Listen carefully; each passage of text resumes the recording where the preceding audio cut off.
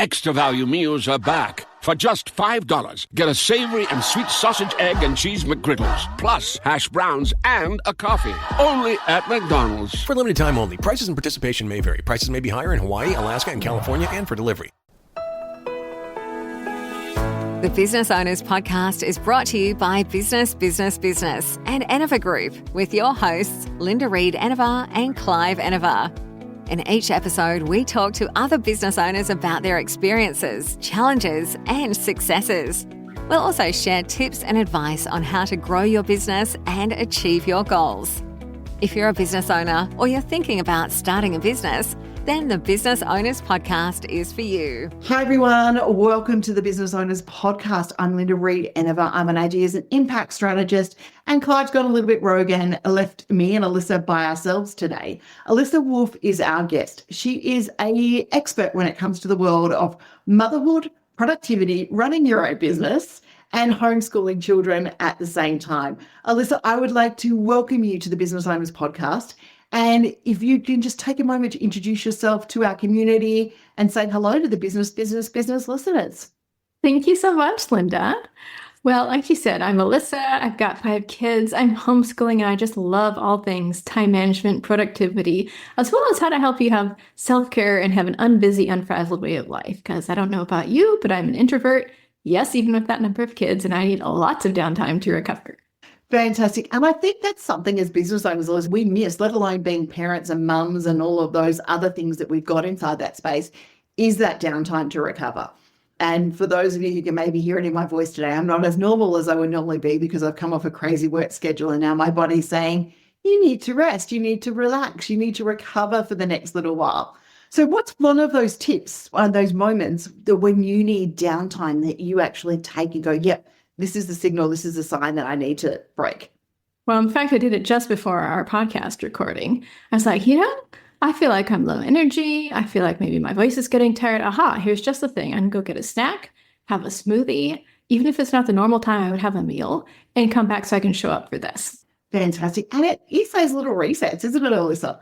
So, Alyssa, can you share with our listeners some of the ways that you run your day and the productivity between the kids and running your own business? And you can tell us a little bit about your business. Absolutely. So the 3 things I lean on most, both for myself and my clients, are scheduling, mindset, and delegation. So the scheduling, I'm a heavy user of time blocks so that I can know exactly when I'm doing business work, homeschooling work, take care of the housework. And I also put the to-do list stuff in there. So it's making sure that I'm not overscheduled in terms of my projects and tasks for the day.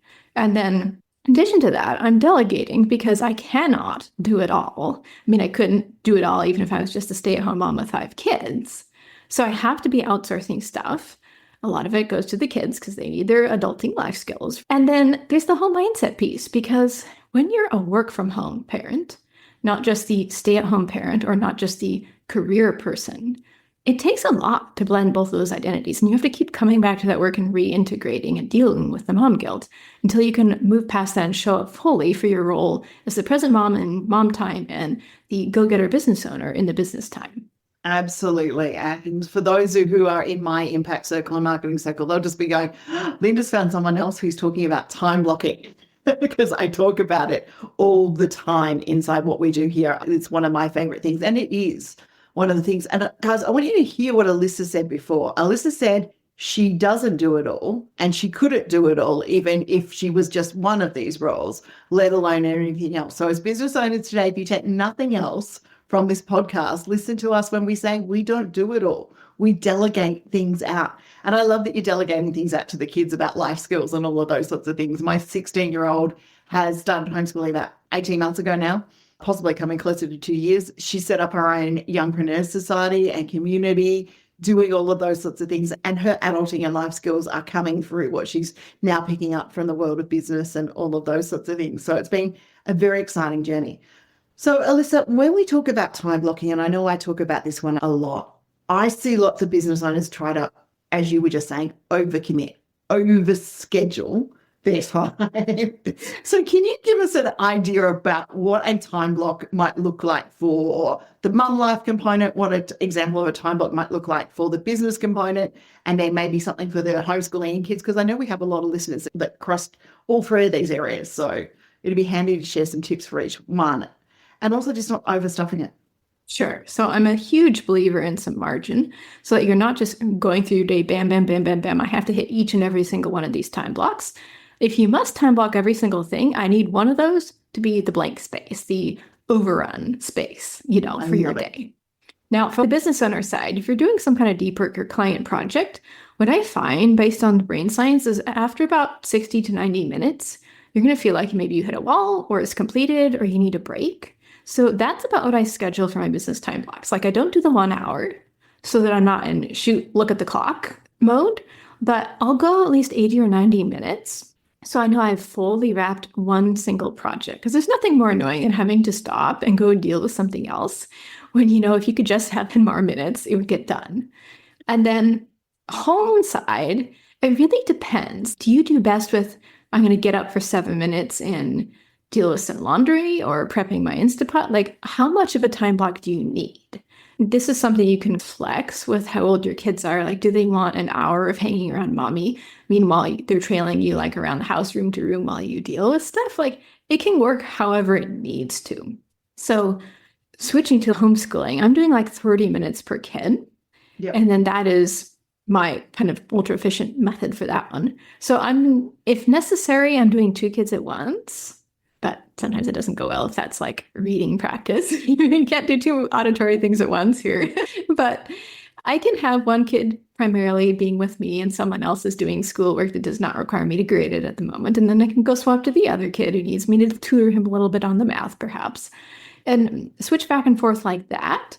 And then I just multiply that 30 minutes times however many kids are in that heavy need mom to homeschool part. Because my high schoolers are typically self-motivated, self-grading, or they're in college courses or whatever. So they're mostly dealing with it themselves. So that's a very basic bird's eye view of how I'm dealing with that. And I think what you brought up there, Alyssa, is a really handy point that most business owners don't look at, or work from home people, or even when we're doing it, is not always do we need that huge chunk? Do we need a 5 or a 7 minute chunk of time? And obviously allow 10 minutes for that 7-minute task, so that you've actually got an extra 3 minutes here or there to grab a cuppa or to do those extra little things that you need to have along the way. And it is something that I think as business owners, we forget. We want to account for it, make the most of every time of our days. And because I've asked you to do the same thing, I'm going to do the same thing here. I have a particular day of the week that we record podcasts. I have a particular day of the week that I run my training. I have a Monday, which is a day which is all internal stuff. And that Monday morning is set up with team meetings and running different things. And as you become a work from home parent who has a team and all of those sorts of things, you've got more kids, as I like to call it. You've got more people who need your products and your services. And then I have a day in my time blocking, which is my Friday, which is my I do what I want day. Now, if that means I want to work on the business, I can work on the business. If that means I want to go get my hair and my nails done, I can go and get my hair and my nails done. If I want to present a workshop, I can present a workshop. But it is not a day that's open for anyone to book in my diary unless I choose to. And that would be my other tip. I don't know what your thoughts are on this one, but use booking calendars where you can. So absolutely. It's going to save you so much time with all this back and forth. I don't know, will this work for you? What time zone are you in? Just quit that. Quit that. Just do the booking calendar thing. And guys, if you need a booking calendar, I'm a big Acuity fan because I love it because it nags everyone with text messages and emails and all of the stuff that it needs to be. But if you want a booking calendar, you go, I just can't afford it. TidyCal is one that's been created by AppSumo. It's $29. It gets you started. And it really is handy. And it also, I don't know what you're thinking about, but from my point of view, I used to go, I'll flex. I don't have time, but I'll try and put that in, or I'll try and do something else when I was going back and forth with emails. Whereas a booking calendar it is what it is. What you can find is what you can find. Absolutely. Like fair game. If you're like international clients, I'm not setting my calendar availability to be okay for them because I don't want the in-country people to suddenly be doing stuff in the evening, but that's the only exception. Yeah, absolutely. Absolutely. That's a really good point about having calendars for different purposes. And as you would know, you booked on our podcast calendar, which is different to my general calendar that's out there for everyone to be able to book into. Alyssa, we're talking in the world of productivity. What is one of those things that you would suggest when a business owner is blocked? Like we're blocked in our productivity. You've spoken about how to get your energy back up right now. But we've got the time blocking, we've got everything in place, we're looking at it, and that's overwhelmed us, and we're not even don't even know where to start. Yeah, in this case, I like to do the brain dumps. Get it all out of your head on paper, on Google Doc, whatever, so that you're not feeling that pressure of holding everything in your brain. And then start sitting there and like crossing out everything that doesn't actually have to get done this week. Notice I didn't say you felt like it might need to happen this week, but absolutely, truly had to get done. The deadline was this week. Yeah. And that's going to help you prioritize. Even if it feels overwhelming to look at the stack of things on your to-do list, yes, but what do you actually need to focus on this week? And then you can divide it by how many days are left in the week and say, okay, those are how many things I need to hit per day. It's going to be okay. You will fit it all in. I love that. And I really do love that response. And guys, I want to just hit back on something Alyssa said there. They're things that don't have to be done this week, not the feel like they don't have to be done this week. Or as I like to call it, will the world end if that does not get done today or this week? Because if it's not, then it can be flexed and it can be moved out inside that area. Well, Alyssa, tell me, what's your day like? What does a day in your business world look like? Sure. So my husband's alarm's going off at 6:30, so I've got my get up time set for me, whether I like it or not. And then since he's working from home, I must get up because he's got the office in the bedroom. So I get kicked out to go ahead and start my business day, which means I go creeping out to the living room and don't turn on any lights because I don't want to wake up the kids. And then I can start the computer and I start with those deep work 90 minutes in the day. And I have trained my kids to not just come barreling out the moment they wake up. Otherwise, I would only have 30 minutes of deep work. Go play in your rooms, have a story, snuggle your stuffies. So I can get those 90 minutes in before they come out and they want breakfast and this, that, and the other. And now that they're a little bit older, so my youngest is a kindergartner, I can actually work past that first 90-minute point. It's going to need to be stuff that is not deep work. It's more distractible. Maybe I'm uploading or answering a client queue or something for team, that kind of a thing. But I could actually still be there at the computer saying hello and listening to them get breakfast because they don't know how to pour their milk and cereal for themselves at this point. And then about 10 o'clock is when my homeschool people really like to get going. And so they come over to me because they like a slower morning start. They come over to me and kind of decide who gets the first turn with mommy and who gets the first turn with their math game, and start the homeschooling part of it. And then that usually takes about an hour at this point. And then some people might be thinking about what's for lunch, and some people are like, yay, we can go off and play now. And then that's when I can do whatever I want to for getting ready for the day, because when I'm rolling out of bed at 6:30 in the morning, getting dressed in real clothes, hair and makeup and skincare, like that's the last thing on my list. I'm cold, I had to get out of bed, whatever.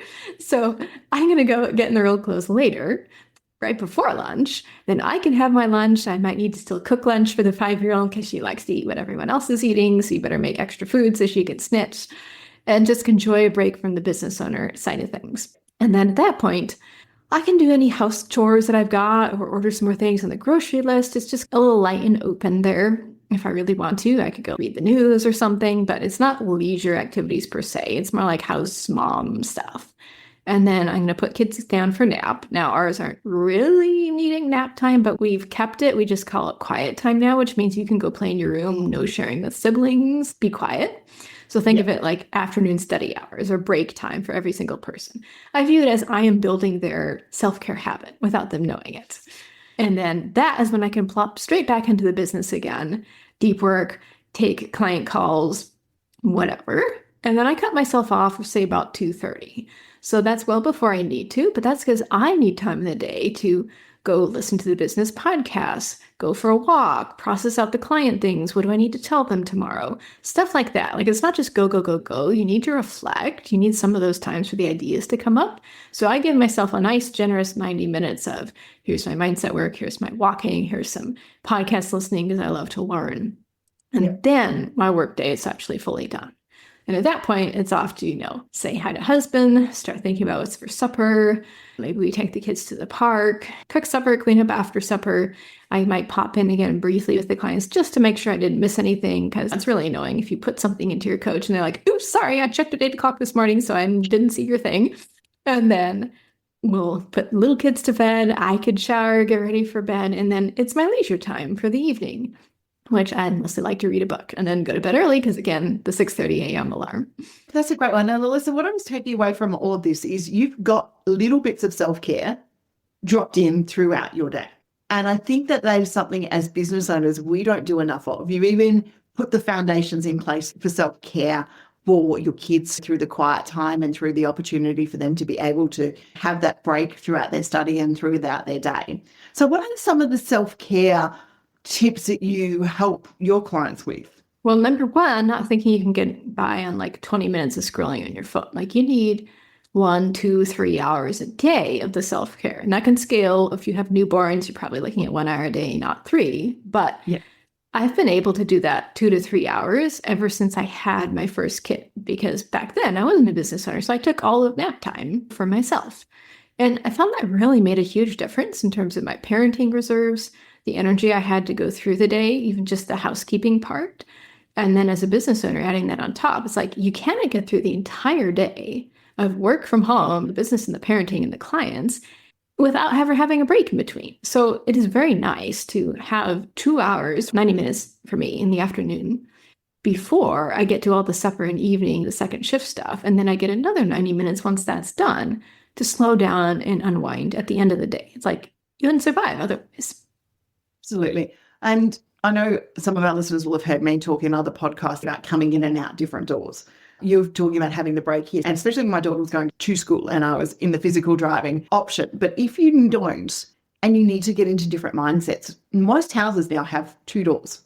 And I talk about having one door to walk in to go to work, one door to walk out to go back out, and then you do the same situation. Then we've got one door that you walk in to go home. So we used to have a very big deal when I was dropping her to and from school. My car was in the garage in the morning. It got parked in the driveway when I came to work as such. And then it did this, and then it went back out. And we did the same thing even during COVID lockdowns here. It was a case of car comes out of garage, I enter in through a different area. It's that different mindset. I don't need to be dressed in all the hair and makeup and all of those things to do what I needed to do. But it was that physical mindset connection of creating that different workspace and that different zone that I think is highly valuable to business owners. And what you were just highlighting there was different zones, different times, and even different modes. And you will have heard Alyssa mention, guys, that 90 minutes of structured, focused, deep work time. Don't try and do deep work in 5 minutes. I see people going, I'm going to tackle, and I'm a marketing coach, Alyssa, by trade. So, I see people go, oh, write a landing page and an ebook in the next 10 minutes. I'm like, okay. But it takes our team 4 or 5 hours to do that. So are you sure that you want to do that? And I think one of the things, Alyssa, I'm not sure where your head goes on this one, but also deep work doesn't mean we have to get the project finished. We have to get that element of the project finished. So it could be the outline of the ebook, for example, because I'm using ebooks now, outline of an ebook, for example, or it could be the landing page copy, or it could be the cover design. You need to break down your big projects into little projects so you get that sense of achievement. 100%. You're never going to survive if you put everything on your to-do list as that big project. It needs to be all the little action steps, and you need to pre-divide them into the work time chunks that this can be completed in the action step, because otherwise it doesn't feel very good to see that same name, so to speak, just sliding throughout your day. I 100% agree. Is there any tools that you recommend or that you use? I know I'm a big ClickUp fan. We use ClickUp here, but then I go to pen and paper note version of my to-do list for the day. Yeah, I'm pretty basic. I'm pretty fond of a Google Doc because that means I get to delete and rearrange and copy paste wherever I want to. And a Google Doc's a good way to go through this process. So I think it is quite handy along the way. That was definitely when we had a team that I had to start going, okay, we need to communicate better with everyone along the way. So ClickUp was one of our tools. I use a lot here, and we have always as agency for marketers. We've used the Promoto technique where it's 25 minutes of focus time, 5 minutes of a break, come back, do what you need to do. And we will quite often break that into almost that 90-minute chunks that you're talking about. Let's use 3 of them and let's use them this project. But getting up and walking away from your desk is a big one for us. What do you suggest when people are working from home and they're walking away from their desk? How do they keep the blinders on that this is a 5-minute time slot, not a 20-minute go do the washing, hang it out, mow the lawn type thing? I would pre-plan. So I would write it on your to-do list, what the 5-minute thing might be. Then personally for me, that is actually why I don't use that method, because if I get up, it does break the concentration. So like my daughter might use it for herself because she might want to go get a snack or something. But I definitely prefer to stay at the desk until the 90 minutes are up. And then I say, okay, is it time for a meal? Is it time to go do a silly story with a kid? Something that I can at least do a 10 or 15-minute break And I feel like I deserved it because I wrapped that item, you know. And that's just proof that different styles work for different people inside that time blocking and inside that productivity area of how we go through things. That's handy to come along the way. So, Alyssa, the Business Owners podcast is always a short podcast. We keep them short, we keep them sharp, we keep them sweet. Now, we ask all of our listeners a couple of questions at the end. So, are you a tea or coffee person? Or That's a difficult one. There's one tea I really love, and I only like my husband's way of making coffee. There you go. So it's a little bit of both. I call it multiple drinks personality, where I've got multiple drinks sitting on my desk. Normally you can see what my day is, but you can indicate there's water, there's coffee, there's been a herbal tea. Okay, she's tried to relax somewhere along the way, but I love coffee. So that's fantastic. I think I'm going to know the forced answer to this one, but are you a morning person or a night owl? Oh, morning, all the way. Fantastic. And what is one thing that you do for you that is not business related? Getting the 90 minutes to read a latest fiction book from the library. Like, no self-development, self-help books, fiction. Yeah, beautiful. I love it.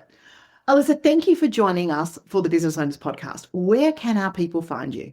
Yes, all things LinkedIn. So at Alyssa-Wolf-Unbusy, you'll get my podcast episodes from the Unbusy Mom, daily work from home hacks, audit opportunities on your schedule, all sorts of good things. That's number one. Number two, I have a podcast called The Unbusy Mom, and we do like 5-minute episodes every Tuesday and Thursday. So that's super bite-sized because I know you're busy if you're a working from home mom, and you don't need more things on top of your day. I 100% agree with you. My talk podcast, I think maximum episode is about at 15 minutes, but it's always been about that 5 to 10 minute mark. So guys, one thing that I can say to all of our listeners today, if you have not taken away anything else other than to break things down into achievable chunks and tasks, allow time for self-care, and to go and check out Alyssa's website with all those resources she just mentioned, then go back and listen again, because there's some key takeaways that you can have a bit of a listen to. But we've thoroughly enjoyed having Alyssa on the Business Owners podcast. If you are wanting to connect with us further, head to businessbusinessbusiness.com.au. You can hear all of future podcast episodes. And if you're a Facebook user, head to the Facebook group, facebook.com/groups, business, business, business, and you'll find us there. We've been running for 11 years, Alyssa. It's been so exciting to start to bring this podcast back again and talk to business owners like yourself through both Clive and my stories. So thank you so much for joining us. Thank you so much, Linda, and congratulations on the podcast relaunch. Fantastic. Thanks, guys. We'll see you all next time in the Business Owners podcast. Until next time, make sure you are subscribed, make sure that you follow, and make sure you're connected so that we can drop podcast episodes into your ears on your favorite listening devices. Thanks for listening to the Business Owners podcast. We encourage you to connect with us on social media and join our community of business owners at businessbusinessbusiness.com.au. Working across teams is tough, but Asana helps you handle it. Asana AI can spot roadblocks and assign work to keep everything on track. That's how work gets handled. Visit us at asana.com. We interrupt this program to bring you an important Wayfair message. Wayfair's got style tips for every home. This is Styles McKenzie helping you make those rooms sing. Today's style tip: when it comes to making a statement, treat bold patterns like neutrals. Go wild, like an untamed animal print area rug under a rustic farmhouse table from Wayfair.com. Arr, fierce. This has been your Wayfair style tip to keep those interiors superior. Wayfair, every style, every home.